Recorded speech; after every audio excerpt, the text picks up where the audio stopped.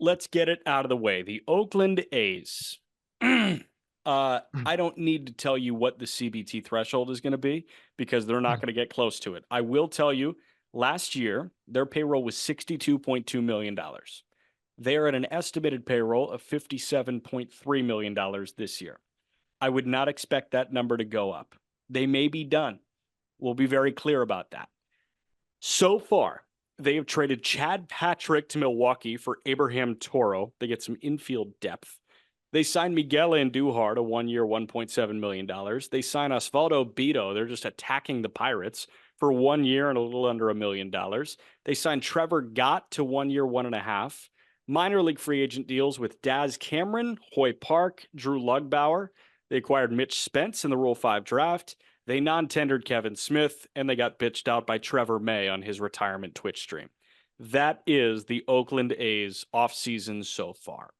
We're going to go position by position, but in terms of fart noise to, oh my God, I need to go to the bathroom and I need a change of pants. How bad of a situation are the Oakland A's in?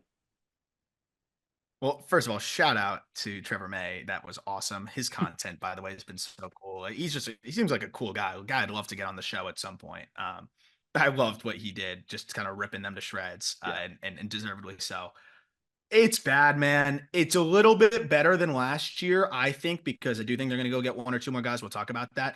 And I just think there's a little bit more depth because you have some rookies that came up that showed pretty well. You have some, I think the backups are just less terrible. Like Kevin Smith would be the worst player, I think, in the starting nine. So that part is encouraging. And that was a guy that was like getting a lot of reps for them. It's less horrible. I do think that you could talk yourself into this lineup not losing 100 games. But the problem's going to be the pitching and some other things. I can see the direction that they're heading in terms of trying to build, a better system and some controllable young pieces. But at the same time, they just haven't done as well as they should have on the trade, specifically with the Braves. They haven't really cashed in on guys that they should have cashed in in the past. They don't really have that many pieces that they can cash in on now. We'll talk about some of those guys. And the system's fine. So it's not a great spot, but I'd say it's slightly better than last year, which is not saying much. Yeah, and I think that they have found guys that have overcome some odds where they were the odd men out in certain organizations, and they've gotten an everyday shot, and they have solidified themselves as serviceable major league bats. I'm talking about Brent Rooker. I'm talking about Ryan Noda. Zach Geloff, that didn't really fit him because he was a true prospect, but Esteori Ruiz, it was like, hey, where's this guy going to fit in? He's an everyday center fielder now. Is he an everyday center fielder on most teams in baseball? No. But is he okay in the Oakland situation? Yeah, for sure. So position by position, we'll start with the hitters. Shea Langoliers and Tyler Soderstrom are the catching tandem. That's a good and fun catching tandem. It doesn't warrant like A's baseball on TV every night, but I'll check in on Langoliers and Soderstrom. I still believe in Soderstrom too. Like he was 21 years old and struggled. He's got big power. I think a pretty decent field to hit too. And I think he's a really good prospect. And then Langoliers is just proven to be that classic power, swing and miss, but good defender. He didn't grade out great, but I still think he'll ultimately be a good defender. They're good there. That's probably their best position in a vacuum. They're hanging out. Noda's at first base. You can have Soderstrom fill in. You can have Jordan Diaz fill in. Miguel Andujar fill in. Cool. Second base, Zach Geloff. You run with it, especially with Aledmus Diaz as the backup. Cool with it. Daryl Hernandez as the projected opening day shortstop. You like it? I do. He's awesome. I think he's actually a really good player. He might have some growing pains. He's 22. He was traded for Cole Irvin, if you remember. Yep. Stupid trade by Baltimore. This is what happens when you're paralyzed and don't make the big trades that you want to make and you try to work between the margins. Instead, you trade a pretty good prospect who blossomed into really solid for Cole Irvin. And that's what happened. So I'm glad that the A's pulled that one off. I don't usually root for the A's, but if it's going to be with Baltimore just being boring, I like it. So I think Hernandez can be really good. Cool. Third base, some assortment of Toro, Aledmus Diaz, Jordan Diaz. It's not good. Jordan Diaz is still just 23 years old. He played 90 games this past year. Yeah, he OPS 640, but he's 23 and a young 23. I think in terms of pecking order, you should give Jordan Diaz every shot. And if it doesn't work 6 weeks in, then you start, pushing Toro into that everyday role, or maybe Aledmus Diaz into that everyday role. Hell, I think you're paying Aledmus Diaz $9 million this year. It's the craziest part to me. Like, why? Why did they do that? I They don't know. could have given that. If you don't want to spend money, like, why spend it there? I don't know. Yeah, that's a tough one because Diaz. Like, I'm trying to identify spots where it's like, where do we not want to play young guys that we could just plug and play a flippable piece? Yeah. I think third base is the best of the options because he was really bad defensively there. And I do ultimately think he's kind of first base. Maybe you hide him in a corner outfield. Maybe you put him at second base. So I think he's going to kind of be this like utility bat that still ends up playing a good amount Jordan in Diaz. Diaz. Yeah, I do because Noda. I think you don't play him against lefties. You probably I think you could probably put Diaz in on the left-handed at bats there at first, and then you could probably play him a little bit at second base or a little bit in the corner outfield, kind of just play a little bit all over. But he was bad defensively at third base, so I think he kind of ends up being that bench bat that I think could be a good piece if he hits enough.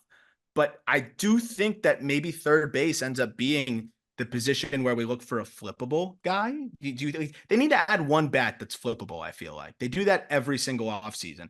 They Yep. did it with Aledmus, but Aledmus is probably going to be the guy that plays short if Hernandez isn't ready.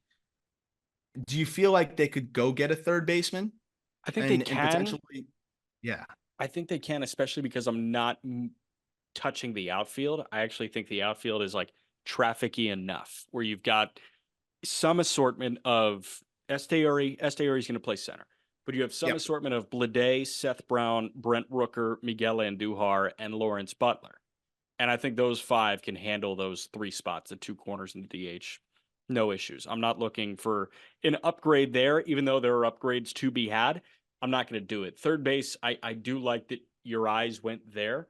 Because a Gio or Shella could make some sense. yeah, yeah. I'm looking at Brian Anderson. Mm-hmm. Um, Guys that just like if it works out, you could flip them. I think BA makes a ton of sense because he's a good defender. Um, he's bounced around a couple of teams, hasn't been able to stay healthy. Probably wants a 2-year deal, and it could be the Aledmus Diaz deal Yeah. or something a little bit less. I Two think he for probably wouldn't get 17. that much. Sure.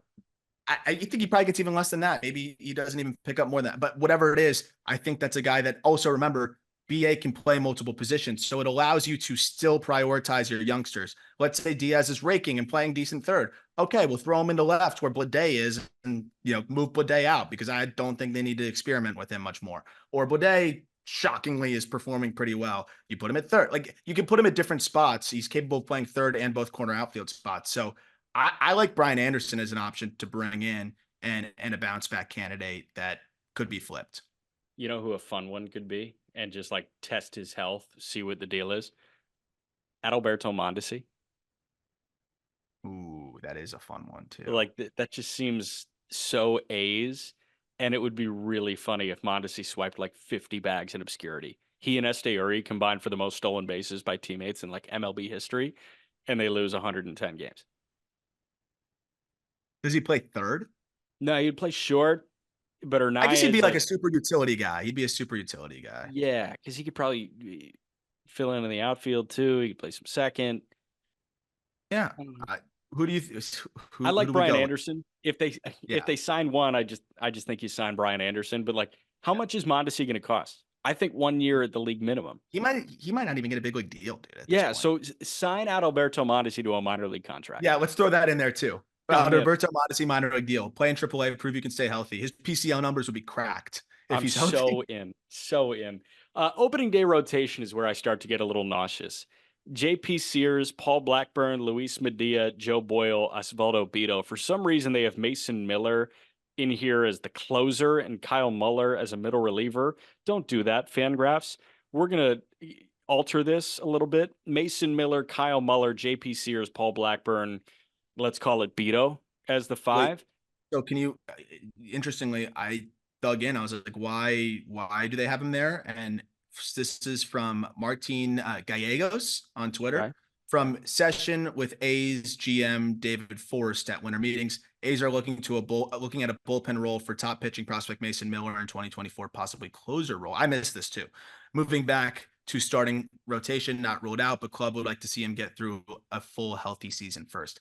I honestly, as much as I want to see Mason Miller the starter, I can appreciate just wanting to keep him healthy and on the field because we've seen just the health issues that he has had for years and years and years now on multiple fronts. So I, I guess they're going to try to keep him healthy through this year. I'll get wrecked. Okay, Mason Miller is the closer. I kind of love that closer role I then. had no idea either, just to be honest. I Googled it because I was like, why would they do that? And Yeah. then I found we weren't fishing for Oakland A's or Las Vegas A's, headlines here on how they're going to handle their rotation. Yeah, I So don't think so. I think at some point it's going to be some assortment of Muller, Sears, Blackburn. I think Joey Estes is going to get a decent bit of starts. And then some assortment of Beto, Luis Medina, and Joe Boyle. I think the Medina and Boyle are both relievers by midseason. That feels very Fujinami. Um, yes, they throw hard. Do they know where it's going? Not really, which makes more sense in one inning spurts. So I think they can probably just figure it out themselves internally. The rotation in the bullpen, the rotation is going to be the worst in baseball. Do we want to add a starting pitcher or do we just move on? I mean, they finally have more options internally, so I do wonder if they really do add anybody. Like we could play the game where we just go through a bunch of the same kind of 1 year candidate arms. All of the names that we've talked about as 1 year candidate arms in Yeah. other episodes look that way. I do think that they should go sign a 1 year guy who could be flippable. But you know, again, you could fly through any names and pick one, and Good. I could see them doing that. Yeah, I think I'm all right. Like, okay, go sign a guy to a 1 year deal and then Yeah, have like do we him. need to say, oh, Noah Syndergaard's a better fit than No, no. whoever else? Yariel Rodriguez though would be like their Fujinami again this year. We talked about him on the call up. Really crazy situation going from Cuba to Japan and saying I'm not going to play in Japan, and then Yeah, got out of his contract. Crazy stuff. Crazy stuff. Not great command. It's Fujinami esque, and I think that could be the move that they do is like Yariel Rodriguez. Maybe give him a 2 year deal when no one else will. yeah, I like it. So our deals are Yariel Rodriguez to a 2 year deal, Brian Anderson to a 2 year deal. It's called like 2 years for 10, 2 years for 11.